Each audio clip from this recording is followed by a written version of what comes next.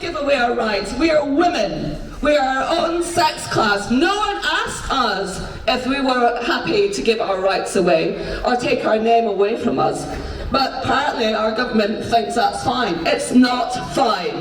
We never agreed to this, and we will stand and fight for this like they've never seen anything like this before. And if they think that even by passing the GRA that they think that will put up and shut up, they've got another thing coming. So I wanted to talk about sex. I have a sex, but I am not having sex right now. And I'm fairly confident that you can all tell the difference between those two things and understand the power of that one wee word, ah. That's key in those two sentences. You know which sex I am just by looking at me, because it's a fixed thing. It was fixed before I was born, and I'll be female, hint, I've outed myself, until I die. So sex is something that's really apparent to me because it impacts on women's lives in a way that it doesn't impact the same on a man's life. The people that they're getting advice from appear to be amateurs. They appear to be lobbyists. They appear to have absolutely no expertise in health. We've got a situation now where a charity that was set up to help vulnerable children doesn't have anybody on the board that's got any expertise on child development, let alone anybody that's medical. And it would appear that some of the people that are involved in it have got some pretty dubious hobbies. But when you lose the importance of the word like ah, or women, then the women who don't recognise themselves as cervix havers, uterus bearers, chest feeders, gestators, and all these offensive terms, I am not any of those things, I am a woman. There is evidence that removing the word women from women's health services has done harm. There's papers that are published that show that women have died of cervical cancer because they didn't know they were a cervix haver. There's a trans man who presented an accident and emergency and told them that he was a trans man. But the nurse didn't understand, didn't triage, and that person's sex markers on their medical records said male. And nobody realised that this person was in labour with an unexpected pregnancy, and by the time they realised the baby had died. That was because of a medical lie. We have a legal fiction that people can change sex, and it is not true, and it does harm. I'm also conscious there will be those who wish to misrepresent what women will say here, will quote mine and say to other people, tell other people that we are driven by hatred and motivations which are far from our true feelings. They tell our young women and our young men a lie about what this debate is about, and it is unforgivable that they are frightening young people about the importance of these debates for them and for their future. And I'm also anxious because I am conscious of how much this matters. And I have a particular message to the young men who say that they are trans allies. I was told 40 years ago by young men, now is not the time. There are other campaigns that matter. There are other people that are more vulnerable. And I said then, if you don't address women's inequality, we will never have true equality, and that is as true now as it was then. These young men may think they are speaking for their future and for progressive politics. I'm telling you, their brothers 40 years ago who said women's role was to stay at home are in the same tradition. They need to wake up and understand where real equality is. My challenge is to my friends and all of the people in there who have the honour of being elected members. Your job as lawmakers is not just to put into law what you think is right, but understand the laws of unintended consequences. And I say to those who advocate this legislation, did you ever at any point imagine that you would justify a convicted sex offender be put in a women's jail?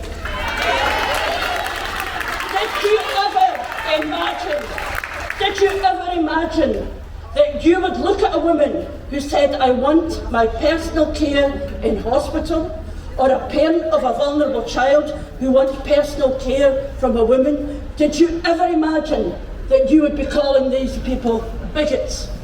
Did you ever imagine that a woman subject to male violence and wants a safe place to go, wants a place to go and heal, who does not want to be re-traumatised, did you ever imagine that you would say they should reshape their trauma?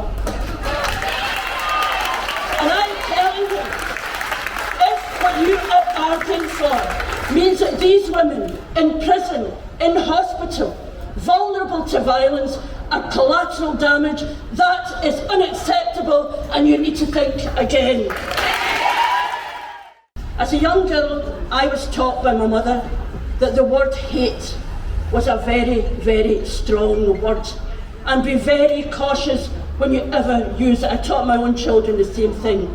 There are very few people in this world that I hate. There are very few things in this world that I hate, and it's unforgivable to close down debate and argument and thoughtful discourse by impugning the motives of those who are raising questions. It is not hatred, it is concern, and we should recognise that. 10 years, up until about 2014, it seemed that life in Scotland for LGBT people was on an unstoppable trajectory to being not bad at all. And then Stonewall blew it, and our politicians just fell in line. The organisation that was meant to stand up for LGBT people abandoned us. They decided that the false flag of gender ideology was better than the rainbow flag of same-sex attraction.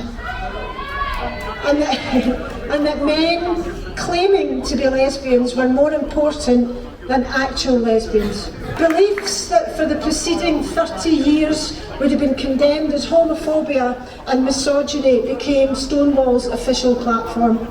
And on that platform, the push for gender self-ID was built. That misogyny and homophobia reached its horrible zenith last year when Stonewall said the worst thing I have ever heard about being a lesbian, worse than the abuse that's been shouted at me in the streets, worse than the jokes and the sniders and the sniggers. Because they said that people like me, who are exclusively attracted to members of our own sex, are sexual racists. And that for a lesbian to reject a man is some kind of hatred. And by the way, just in case you feel a bit smug because you're heterosexual, Stonewall's, and I'll use the words of a famous MP, Stonewall's sinister far-right ideology, everyone who's only attracted to the opposite sex is also a sexual racist. So go ahead, MSPs, and vote for self-ID, go on, but only do it if you believe there is no such thing as sex and science doesn't matter. Vote for self-ID if you don't give a toss that at least 2/3 of girls referred to gender identity services are same-sex attracted. Vote for self-ID if you don't care that at least 2/3 of the children and young people seen at these services are autistic. And a big shout out to the members of the Gender Critical Autistic group that are here today.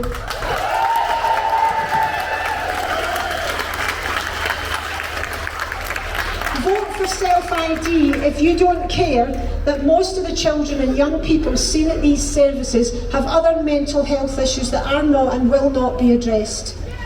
Vote for self-ID if you agree that lesbians like me are sexual racists, and vote for self-ID if you're happy to admit you're a sexual racist too. Vote for self-ID if you want to erase LGBT people.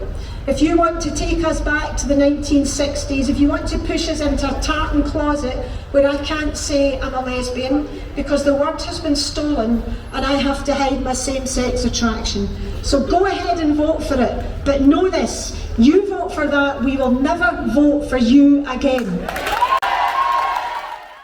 We saw how the Scottish Government actively sought the views of LGBT groups to shape its proposals, but not women.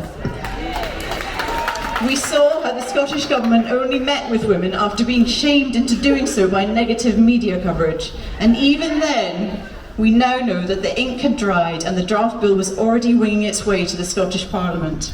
Women are watching because we know the price we pay simply to uphold our existing rights is eternal vigilance. We have not forgotten how hard won those rights and protections were.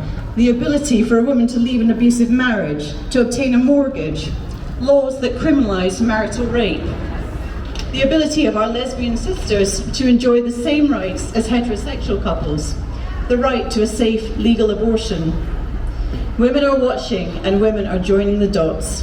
Whether you're an Afghan schoolgirl seeking an education, or an Iranian woman risking death as you protest against the morality police, whether you're an American woman seeking a safe legal abortion. We know that women the world throughout experience discrimination and disadvantage on the basis of our sex. Women are watching, and we have seen how public service at best stood by, or at worst played an active part in removing our rights and protections. Our access to women-only spaces and services, or even to be counted properly in the census. Women not only want but need their own space. They need spaces inside a rape crisis centre. They need spaces inside a women's aid refuge. They need their own space. And it's not just that I happen to know this because I've absorbed it with some kind of osmosis or something like that, but it's actually because I've heard women saying that. I've heard women saying, you know, I wouldn't have come here if I'd thought there was going to be a man working here. I wouldn't have come. I wouldn't have used rape crisis. They've actually asked, is it women that work there? You know, if they phone up, is it women that work there? Now, we cannot ask that when we phone a rape crisis.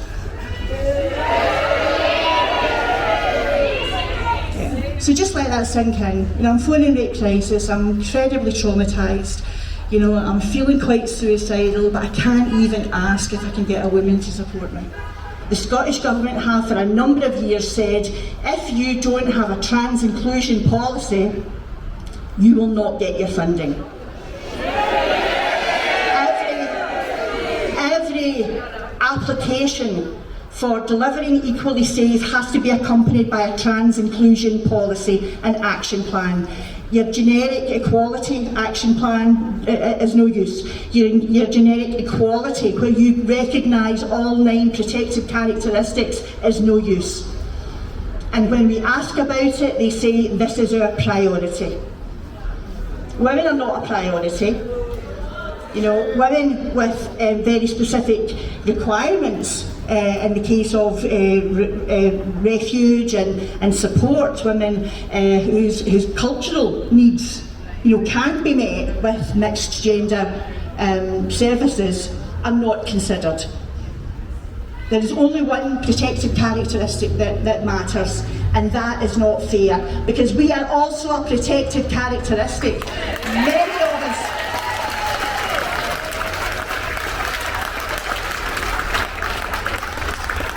Many of us share a number of protected characteristics, but that doesn't matter.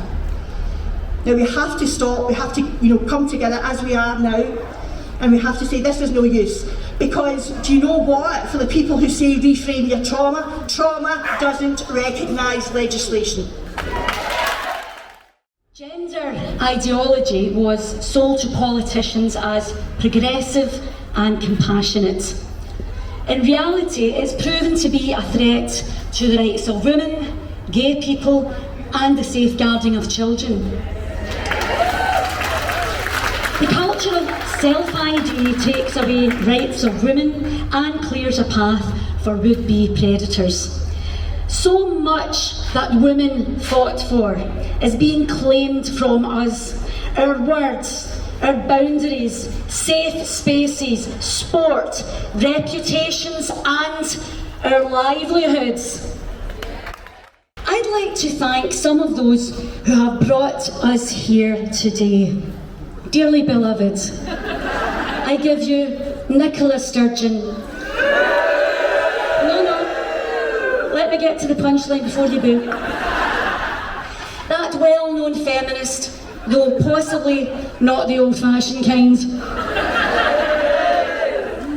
She's failed at ferries, she's failed the attainment gap, but she's a champion at dismissing women's concerns as invalid and handing over the sex-based rights of women to any male who wants them. To MSPs, I say, Mermaids is a wake-up call. The cast review and closure of Tavistock is a wake-up call.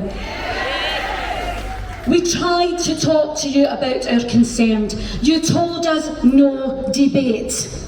We tried to warn you, but you wouldn't listen. Are you hearing us now? I'm a Labour politician, so here's the politics of it for me. The country needs a Labour government. I want a Labour government. But I also want women to have the protection of single-sex spaces, so women are never again raped in hospital wards by trans-identifying males. I don't want children damaged for life by medical negligence for being gender non-conforming or gay. So, to the gender ideology extremists who have caused so much political division and damage, I say, the jig is up. Labour is my party. You can't have it. I'll tell you when it's the right time to stop talking. When our rights stop being given away on the grounds that trans-identified males are the most vulnerable group in society, at a time when 2 to 3 women lose their precious lives every week at the hands of men. When trans-identified males stop offending against women and children at the same rate as all other males. And when sexual predators stop exploiting gender ideology, safeguarding loopholes.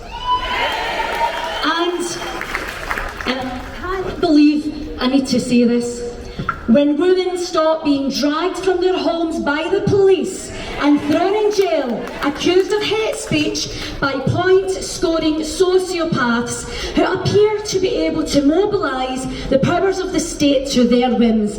That's when we'll stop talking about this issue. I support trans rights. These things matter for trans people too. But they can't always be the same spaces and services as offered to women when those rights conflict. Decent people have been captured by gender ideology, and a lot of young people swept up who have been lied to and think they're fighting the good fight. They think it's their Section 28 moment, but it's not. Section 28 was about stigmatising and blocking education and resources for lesbian, gay and bisexual kids. The gender ideology movement creates a sacred caste anyone can claim by self-declaration and whose demands violate consent and age boundaries. I lost my job in 2019 for tweeting about the Gender Recognition Act and what it means for women's rights. I took my employer to tribunal using the Equality Act and I lost. And the judge said that my belief, the very ordinary belief, the belief that's on this card, humans can't change sex, lesbians don't have a penis, no one is born in the wrong body, that ordinary belief is not worthy of respect in a democratic society, and he relied for that judgment on the Gender Recognition Act, and he relied on the training that judges get, which comes from activist organisations. He had been told that the Gender Recognition Act meant that us speaking simple truths means there should be open season on us. We should be able to lose our employment, we should be able to lose our access to education, our access to services, to social media, lose our voices, all of that. I felt absolutely defeated on that day when I lost, and I know that many of you who were following the case did. And then something amazing happened. J.K. Rowling tweeted about my case and turned it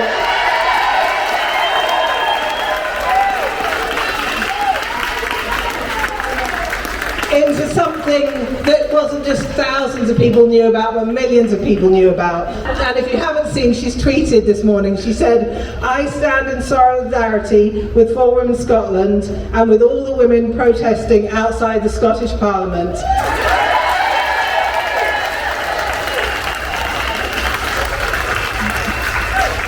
Hashtag no to self-ID. So I carried on and I won, and my case means that no one should be harassed or discriminated against at work, in education or services for saying that men cannot become women. The Gender Recognition Act came through because of a case in the European Court of Human Rights, and the judges there said no concrete or substantial hardship or detriment to the public interest would be likely to flow from allowing people to change their birth certificates so that it lies about sex. They said that this would be an inconvenience that society ought to be able to tolerate.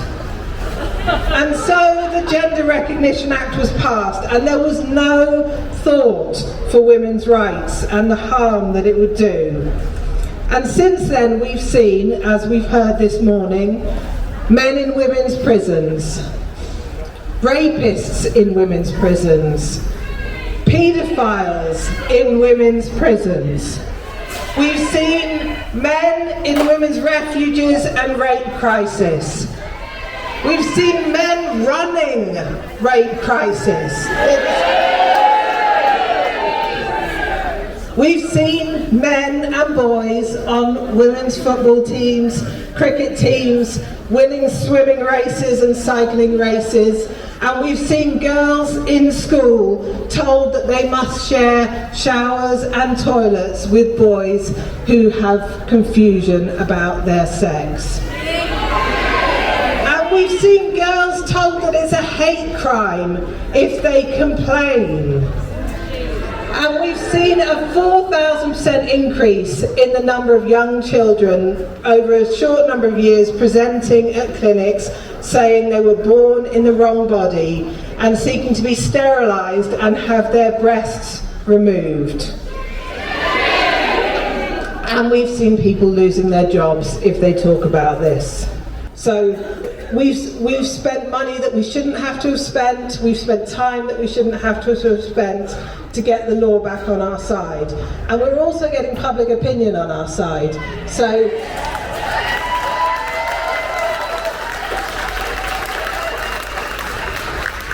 the British Social Attitude Survey, which is run by an organisation called NatSen, which funnily enough Nancy Kelly used to work at, does this annual survey of all kinds of attitudes of the British public.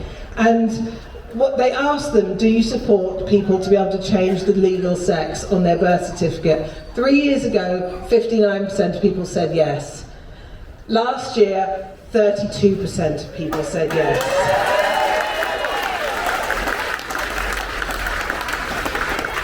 That means 10 million people have changed their mind because we spoke up.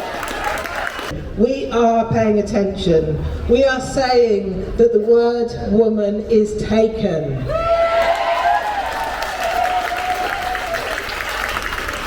And the word lesbian is taken. And you cannot harm our children.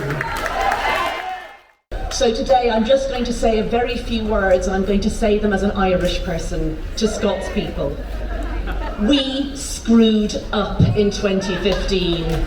We brought in self-ID and it was done without scrutiny. It was done in the last few weeks. It was done behind closed doors. It was done without anybody in the public even knowing. Even today, many Irish people don't know that if you want to get a birth certificate that lies about your sex, it's free. You fill in a form online and all you have to do is say, I really mean it. And we laugh, but I want to cry. And I I cannot find the words for how much I despise the fools, the ignorant fools who did this without thinking. Now imagine how I feel about people who know very well what they are doing. Legally, we are in the wrong now in Ireland. Our children are being lied to, and it's the law. There was never a woman in a women's prison in Ireland for a sex crime before 2015. And now there are 3, and they're all men. You are doing it here without the law. But you can row back, there's still time. I don't know how, but you have to. I'm so emotional when I think about the prisons. When I decided to write my book, I really innocently thought that if you said to somebody, but what about if you do this? You'll be putting rapists in women's jails. And I thought they would say, oh, I didn't think of that. What can we say? They did it. They're doing it. Shame, shame, shame, shame. So here we are again, outside our parliament, because the government continue to ignore and dismiss our valid concerns. Valid concerns, I might add, underpinned by a mountain of evidence. Evidence in the main gathered by women's unpaid labour. Enshrining self-ID in law will see the end of women's rights as we know them. Never before have I experienced such a coordinated and ongoing assault on our rights, our existence as a distinct sex class in law and policy, and the erasure of our language. Be under no illusion, this is not a culture war. This is a war on women. This war is happening globally. We see our brave sisters in Iran risking life and limb to secure their freedom from dominating misogynistic men who seek to marginalise and control them using violence and intimidation. We see our brave sisters in Afghanistan risk life and limb on the streets, protesting their loss of rights to access to education.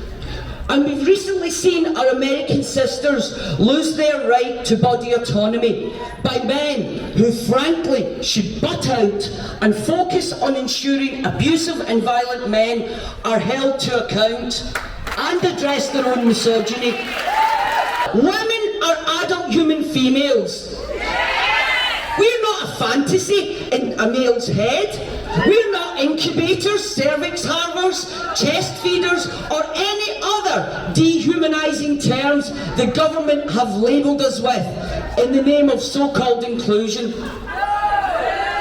Self-identification allows any male, including those who wish us harm, full access to all our single-sex services and spaces.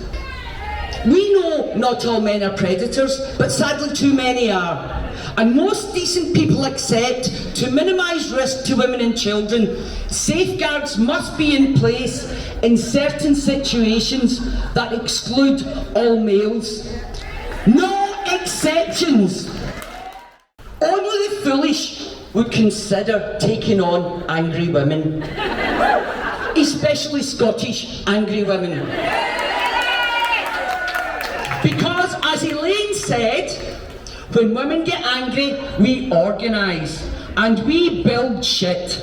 So we are here today to say loud and clear, our rights are not yours to give away.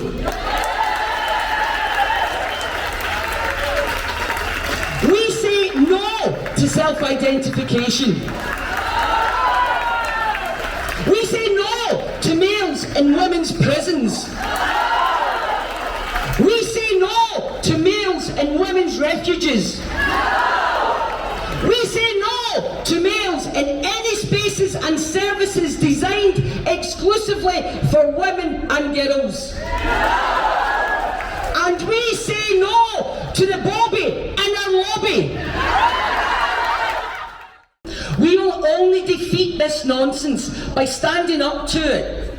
I know it's not easy, but please know you're not alone. There are networks all over Scotland resisting this erasure of women. So please come forward and stand with your sisters to resist this. Because it is only through our resistance to this absolute dangerous nonsense that we will prevail. Women's rights are human rights.